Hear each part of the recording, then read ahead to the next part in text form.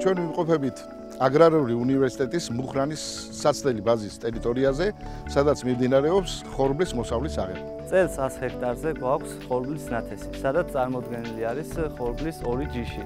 მიღებული მოსავლიდან უნდა ვაწარმოოთ ხორბლის თესლი. ხორბალს წვეთ თანამედროვე დანადგარებზე ვაკალიბრებთ, წამლით ფუნგიციდებითა და სტიმულატორებით, შემდგომ ამ მასას ვათავსებთ ტომრებში და ვახდეთ მის ეტიკეტირებას.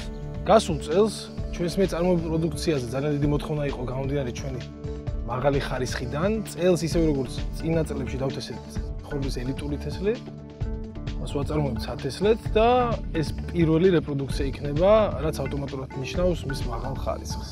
შარშა საქართველოში ხორბლის საშუალო მოსავლიანობა რეკორდულად დაბალი იყო. 1 ჰექტარზე 450 კილოგრამს შეადგენდა.